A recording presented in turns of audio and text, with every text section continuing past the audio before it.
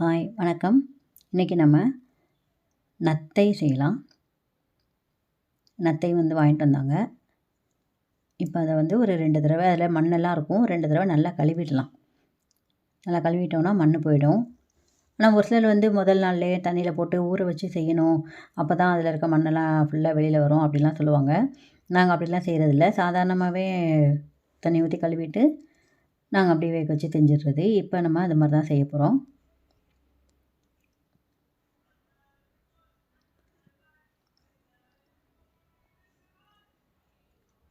இது முதல்ல ஒரு தடவை கழுவியாச்சு. இப்போ மறுபடியும் ஒரு தடவை தண்ணி ஊற்றி கழுவிடுவோம்.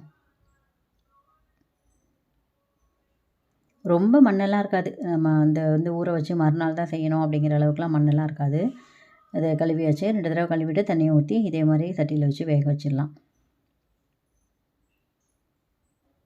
இப்போ பாருங்கள், நல்லா கொதித்து வெந்துருச்சு. வெந்து அந்த மூடியெல்லாம் கலண்டுக்குச்சு பார்த்தீங்களா? அந்த மூடியெல்லாம் கலண்டுருச்சு. இப்போ நம்ம எடுத்து ஒரு பிளேட்டில் மாற்றிக்கலாம்.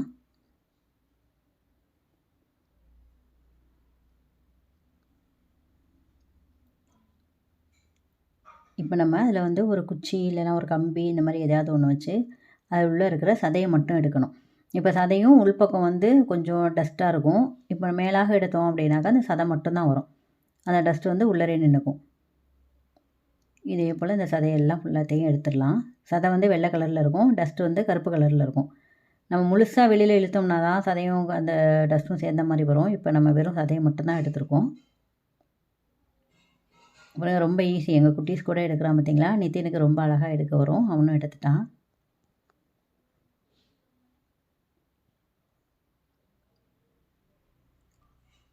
அவன் எப்படி எடுக்கணும்னு செஞ்சு காமிக்கிறான் பாருங்கள்.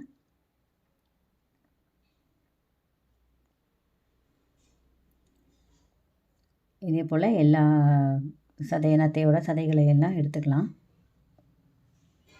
எடுத்துகிட்டு நம்ம இதை தனியாக தான் வேக வைக்கணும். அப்போ தான் இது நல்லா வெந்திருக்கும். அது கொஞ்சம் நறுக்கு நறுக்குன்னு இருக்கும். நல்லா வெந்ததுனா தான் டேஸ்ட்டு கொடுக்கும்.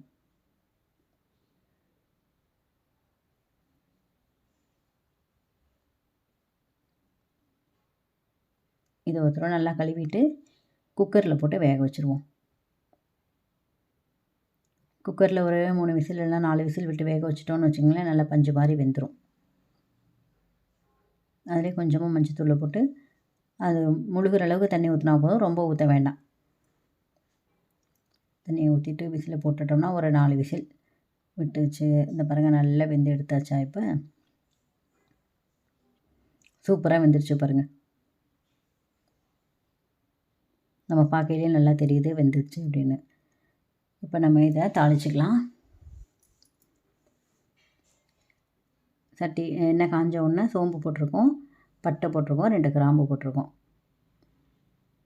2 ஏலக்காய் போட்டிருக்கோம், வெங்காயம், தக்காளி, பச்சை மிளகாய். இது சின்ன வெங்காயம் தான் போடணும். அப்போ தான் நல்லாயிருக்கும்.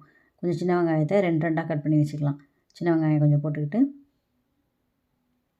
அது நல்லா வதங்கினதுக்கப்புறம் 2 பச்சை மிளகாய் கட் பண்ணி வச்சுட்டு அதையும் போட்டு வதக்கிக்கலாம். இஞ்சி பூண்டு பேஸ்ட்டு கொஞ்சம் போட்டுக்கலாம். நான் 1 ஸ்பூன் அளவு தான் போட்டிருக்கேன். ஏன்னா நத்தை அதிகமாக இல்லை, கொஞ்சம் தான் இருக்குது. அதனால் இஞ்சி பூண்டு பேஸ்ட்லாம் கம்மியாக போட்டுக்கலாம்.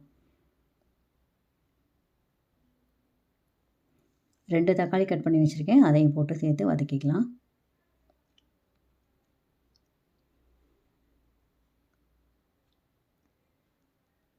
இப்போ இதில் இந்த வேக வச்சுருக்கிற நத்தையை எடுத்து போட்டுடலாம்.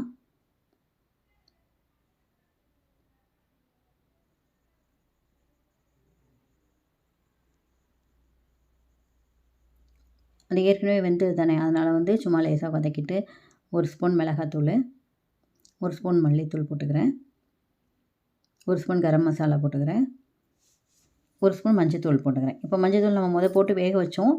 இப்போ மறுபடியும் போட்டுக்கலாம். தேவையான அளவு உப்பையும் போட்டுக்கலாம். இப்போ எல்லாத்தையும் ஒன்றா சேர்த்து கிளறி விட்டுக்கலாம்.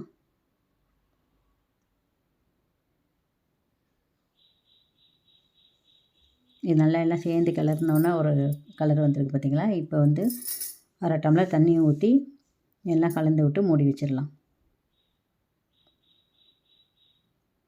தண்ணி ரொம்ப ஊற்றணும்னு அவசியம் இல்லை. ஏன்னா ஏற்கனவே வந்து எல்லாம் வெந்தது தான்.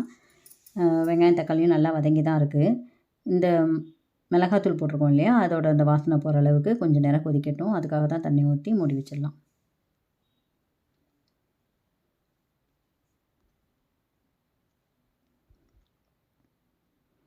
நல்லா வெந்துருச்சு. அந்த தண்ணிலாம் சுண்டிருச்சு. இப்போ கடைசியாக கொஞ்சோண்டு சோம்பு வந்து அப்படியே கையில் நசுக்கி போட்டோம்னா அந்த பச்சை சோம்போட வாசனை வந்து நல்லாயிருக்கும். அது மேலாக அந்த சோம்பு போட்டுக்கலாம்.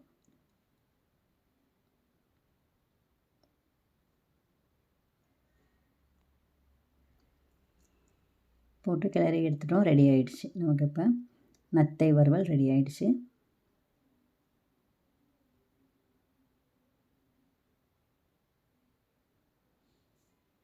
சூப்பராக இருக்குது பாருங்கள். நல்லா கமகமன்னு ஒரே வாசனையாக இருக்குது. இதை சாதத்தில் போட்டு பிசைஞ்சும் சாப்பிட்லாம், இல்லை சைட் டிஷ்ஷாக தொட்டும் சாப்பிட்லாம். தேங்க்யூ.